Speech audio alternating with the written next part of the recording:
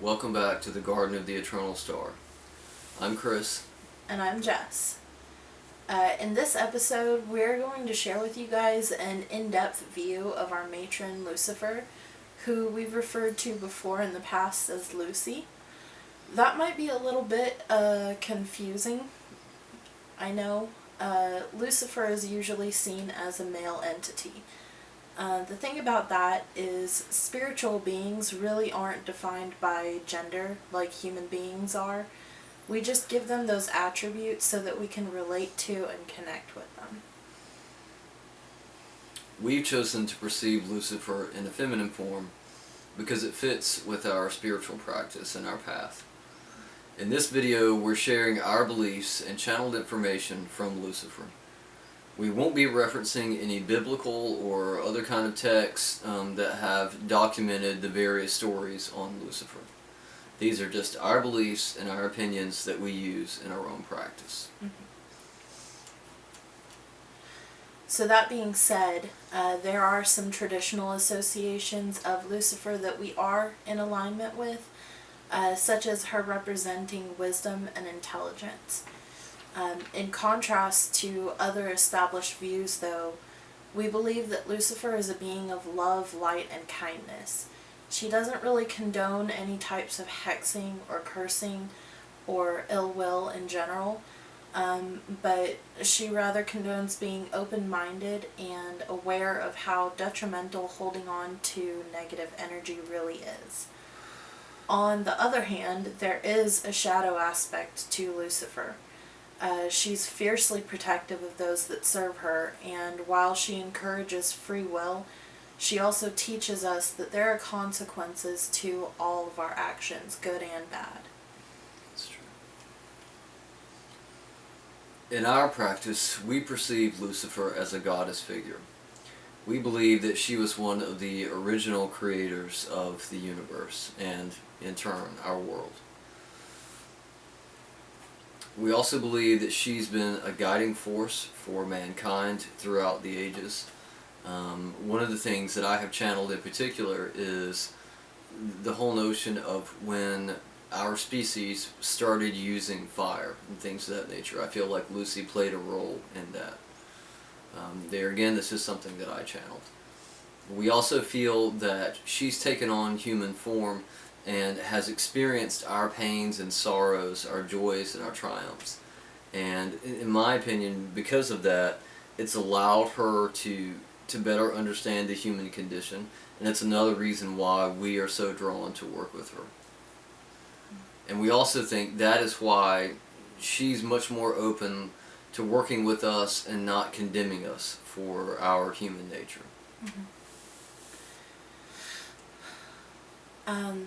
Lucifer gives us guidance and wisdom and teaches us lessons that we need to know in life, but she does expect us to do the work. That's a very important part of our practice. For example, grounding and shielding are a core part of what Chris and I do, and they're meant to be done every single day.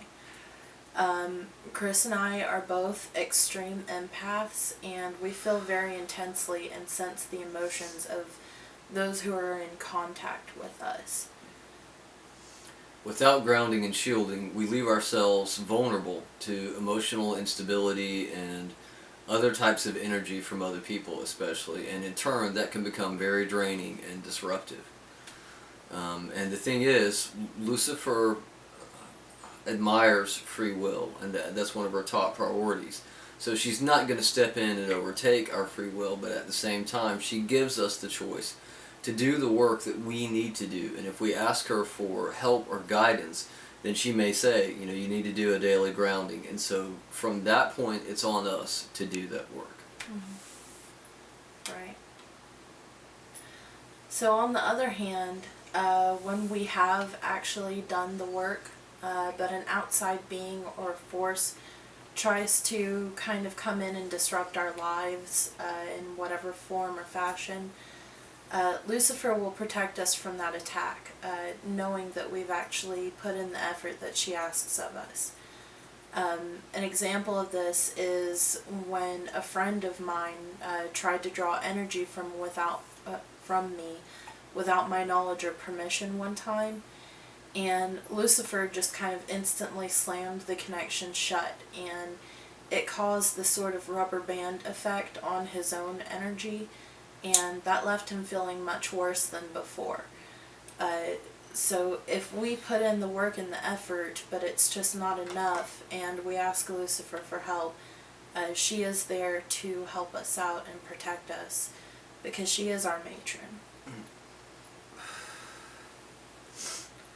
Now we'd like to talk about how we met Lucifer on our individual paths.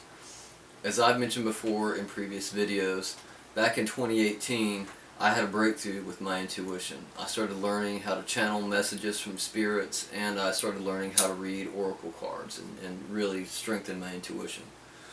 And during this time, I was also in a process of writing a book. And I discovered while doing both of those things at the same time, that I started channeling messages into the book that were actually messages coming to me, like from my real life. And so ultimately I started working on a second book, and it was during the work of that second book that I received a message from the angel Uriel that Lucifer was going to connect with me in some way or another, and that I was going to have a choice as to whether or not to work with her. And it turned out in a very short amount of time, I'm getting cold chills now, that it came true, that she did show up. Her energy was here. I started getting the channeled messages. Ultimately, I ended up getting this tattoo that you see on my arm, and I did a dedication ritual to Lucifer at that point, deciding that I wanted her to be my matron, and I wanted to devote my spiritual practice to serving and working with her. So, my own connection to Lucifer, it was a very long time in the making. I had a pretty nasty childhood that started with my dad passing away when I was about 3 or 4 years old. My first memories of having any contact with Lucifer, which at the time I believed to be sort of a guardian angel, was this incident that involved a snake, and contrary to the nature of a snake, it didn't attack me while I was like tottering around in the country area that surrounded my grandparents' house. After that, I just sort of had this affinity with snakes. They just gravitated towards me constantly. There were many times in my life when a snake would appear somewhere around in my yard or around my family and stuff, and other people would get bitten, but I never got bitten. Even though I was right next to the snake, it would crawl over my foot rather than bite me. And another thing about that is that snakes are a symbol of Lucifer, which of course it never really connected for me until much later in my life. There were other instances in my life that also happened. Lots of near-death experiences where I would be in a near-fatal car accident with a family member or a friend, and by all rights it really should have seriously injured or killed me or my family, and some miraculous thing kept it from actually hurting us or killing us. And throughout my life, I just seemingly had these constant brushes of danger or near-death experiences, and just continuously had these miraculous events stop them from happening. Several car crashes or near car crashes that could have been fatal, and they just weren't. A mishap with a hatchet that chopped through my ankle, and I came out fine with just a few stitches. And also quite a few tornadoes, which are very, very popular throughout East Texas. And the tornadoes, they would shred the entire surrounding area and leave absolutely no damage to the house that I lived in or any of us. When I met Chris, he spoke to me a bit about Lucifer, and I just had this feeling of, yeah, that's it, that's the person who's been with me, helping me this whole time.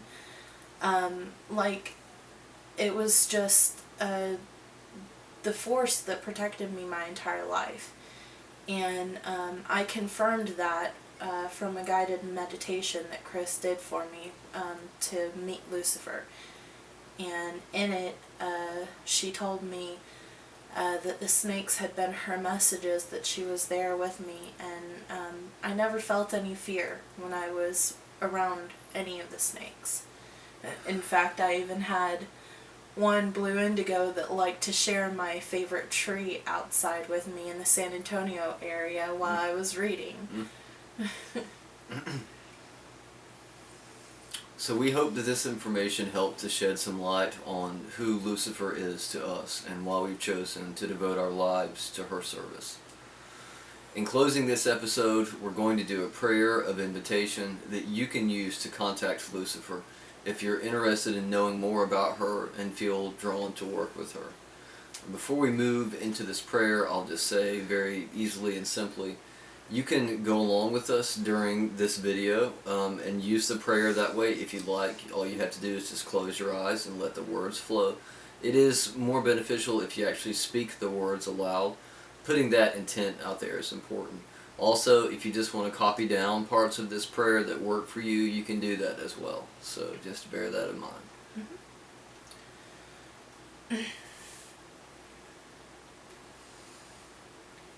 We call out to you, Lucifer.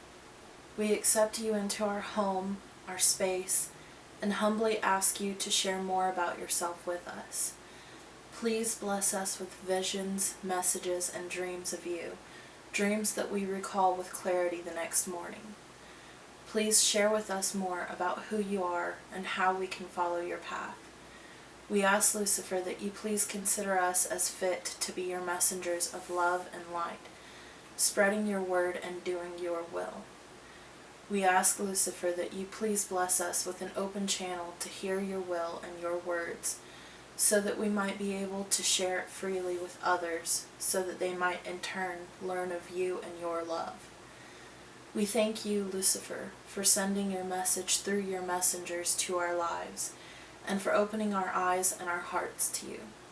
Thank you, Lucifer, for being here. Thank you for listening to our prayer. In your name, Lucifer, as above, so below, so mote it be, so mote it be, so mote it be.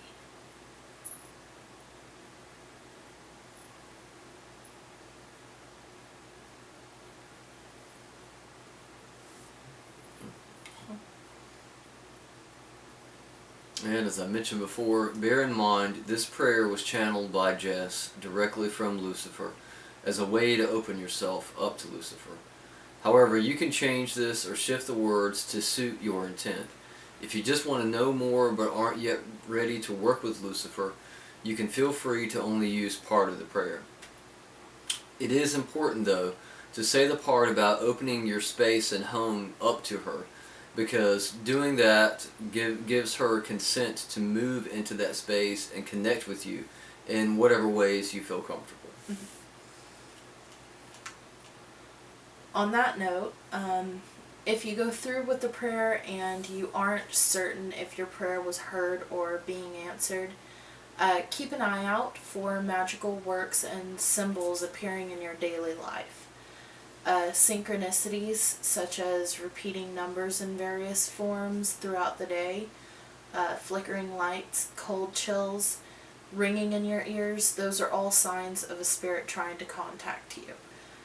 Snakes, like I mentioned previously, are a symbol of Lucifer, as well as black goats and crows. And also, if you see Lucifer's sigil popping up in random places, like what I have on my necklace and Chris's tattoo is, that can also be taken as a sign that she has heard you. All you have to do is just relax, open your mind, and wait for the channeled message to come through. Well, that's all we have for this episode. Thanks for being with us on this journey. We'd love to hear about your own path in the comments below. Let us know what beings you work with and which ones made a profound impact on your practice so far.